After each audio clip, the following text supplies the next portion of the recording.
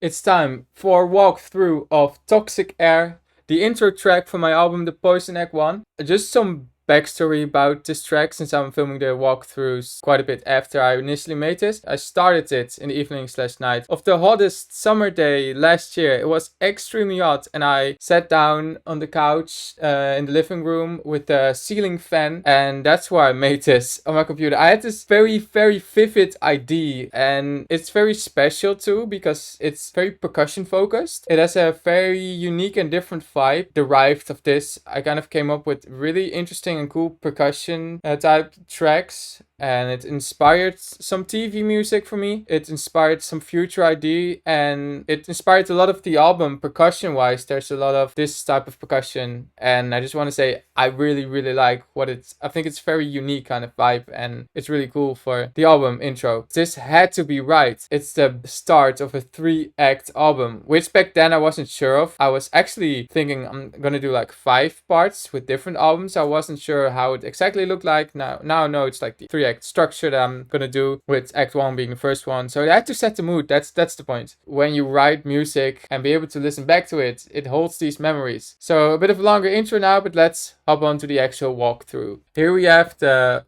project, which is a little bit messy. Actually, not too bad. It was also quite organized because there's not a lot of tracks, so that's nice. We have the drone. That's episodic pitch that you've heard in some of the other tracks from the album.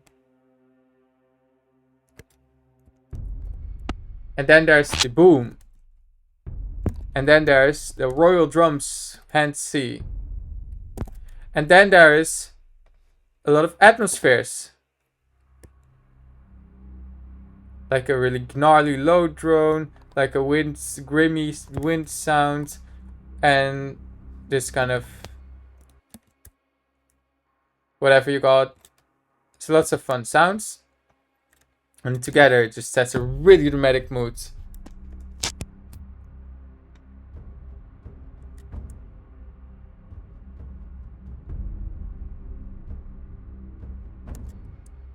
Because there's not much going on, these are technically like the lead instrument, main thing.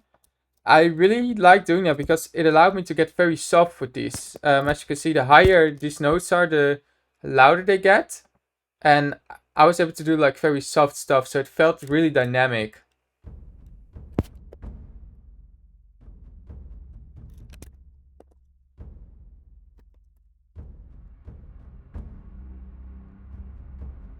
Boom.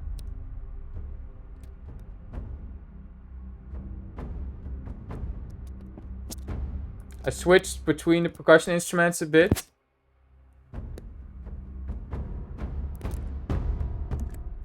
And then this, the piano, going from like the to the C, which is the root, C sharp, which is just 1/7 up, to create that Phrygian vibe, which I've done quite a bit over the album.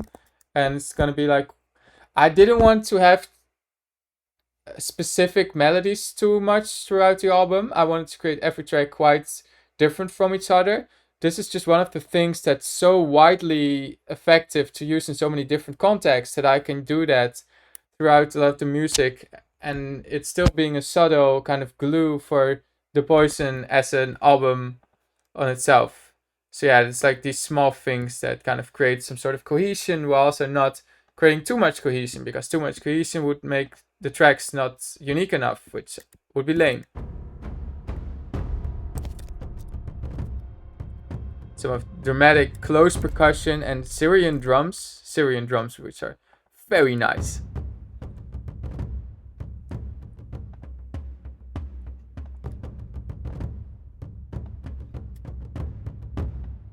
One thing I'm also going to mention is that I often work with these ensemble patches where you have all the drums in one big ensemble, so it's really nice because you can access all of them. I used to be an advocate of that. I'm still using them sometimes, but with this, I decided to just open the individual instruments, and it kind of forced me to go deeper, to be really conscious about the specific instrument. And since there's less things available at the same time, it was how do I make this sound good? And I really gave the instruments a try, and I learned to kind of learn the sonic identity of these percussion instruments, which is really cool because now I know how to use these percussion instruments better and how to make them sound good in context. Especially for something so minimal, it's good to have them sound as good as they can. And also, it's all pretty hard quantized. And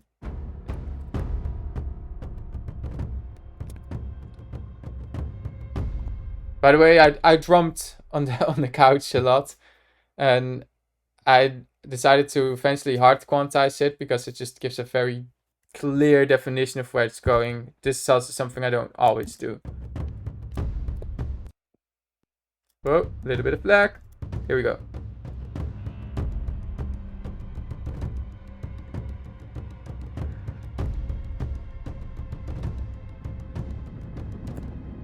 This is the moment that got me hooked on the Poison. That got me hooked on the whole concept of the music and the possibilities. I'm just gonna dissect this pretty thoroughly because it's so cool. You hear that? These are strings. These are strings. One thing I'm very sad about is I used the DearVR Micro to kind of pan them around in the field, like kind of a fake sort of Dolby Atmos ID. I don't know if I can use this in the new Cubase version anymore because they seem to scrapped it. They've scrapped it, and I don't know. I should probably ask someone for that. Anyways, it's great because you can see how it spans around. Very cool. But yeah, this was just the strings patch. That's it. So then with pitch shifting and panning,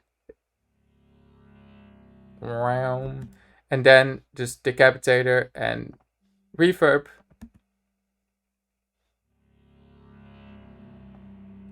Very cool sound already on its own. And then this. One thing I did for a lot of the Poison with tracks is just going through random patches that I never use and don't know how to use, and then using them as a starting point for sound design. So these are minor chords. They sound like this. You've also heard them in the Descent, which also where they are. I think Orchestral Tools meant this as something that you can use in like Hollywood scores and stuff, or like whatever, mock-ups at least. But then I pitched them down because why not? I pitched so many stuff down. I never pitched chords down. And then it sounds like this. And then I just added a lot of reverb.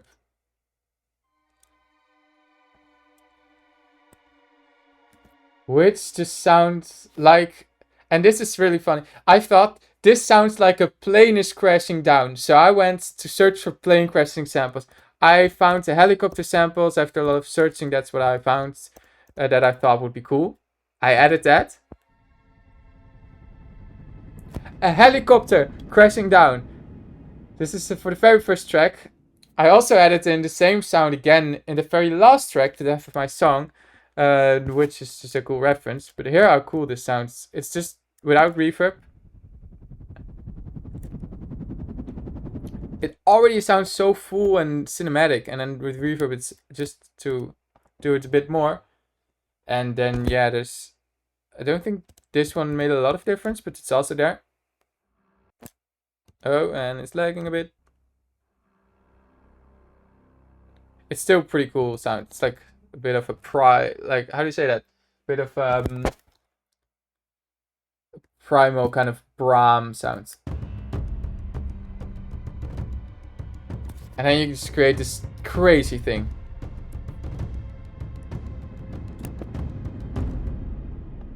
Super cool. I really like that. And then there is some small drums. Just for fun. Just pans around a bit in Shaper Box. So you can hear it go from the left to the right, but this is nothing too much. Let's go for this.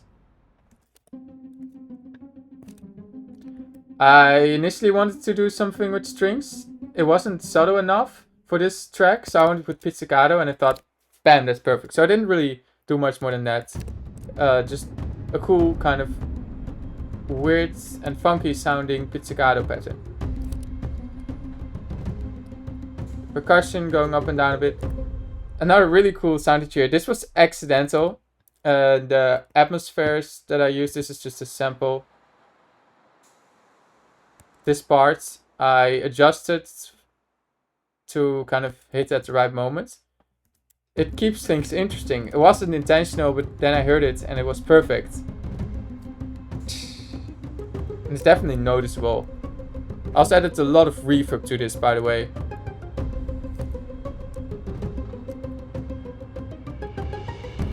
And then into the emotional part with the strings. What you can hear is the percussion. It's still very interesting here.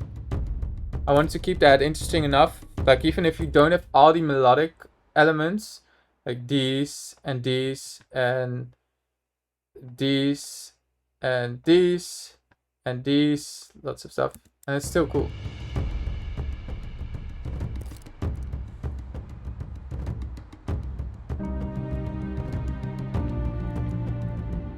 Yeah, so, but now we're gonna go with the melodic stuff because I've wanted to get a bit of musicality going in this track, and it's a short track.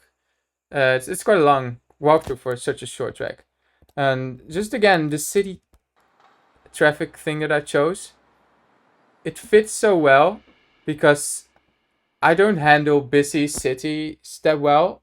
I mean, I don't actually. It's just a lot of people, a lot of cars and stuff, and all overwhelming. And I feel like that's a good outlet to use that, something that I don't like. I mean, I do like cities, I just don't like the busyness, which is very contradictory. But taking it something I don't like and turning it into something that I love, music, that's just a great escape. So yeah, and then we have the melodic part with the strings and also the pizzicatos are still going on here, by the way.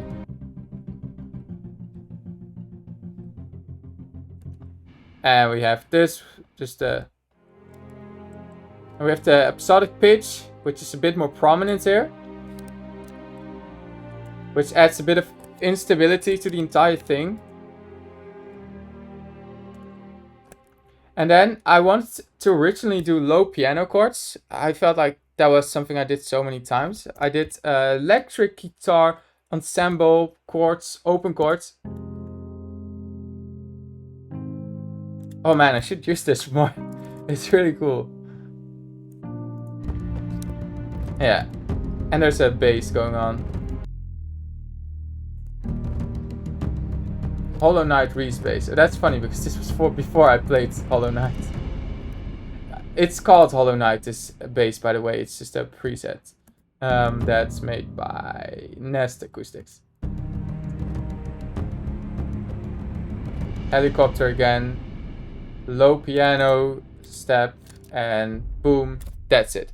I wanted to kind of leave this song like this track in a way that it doesn't feel resolved, because this is supposed to be the intro, so it shouldn't be resolved.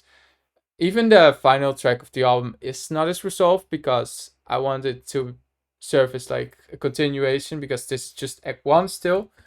But this I definitely didn't want to resolve at all because there's so much more to come. And yeah, so it's kind of the abrupt ending there, and bam. But yeah, for such there's not a lot of layers going on, and it's quite simple, and yet I really, really, really like how much depth I got. I don't know, sometimes it's just a lot of times I write music and I'm not as satisfied, and it's just a lot of time is spent into it and struggle. Sometimes it just, you accidentally do some stuff, you come up with some great ideas, you're just in a good focused mode and you're excited, and then these epic things happen. I'm not meaning to brag in any way, it's more like it's personally this really vibes with me. So just finding that passion has really sparked so much fun. Like helicopters crashing down and pure cinematic drama. So yeah, I'm very, very happy with this. That's the walkthrough for Toxic Air. Short but very powerful intro. I hope you like the walkthrough. I even hope more that you like the track. And what I even hope more than that is that you have a great day and night. That was this walkthrough. Thank you. Bye.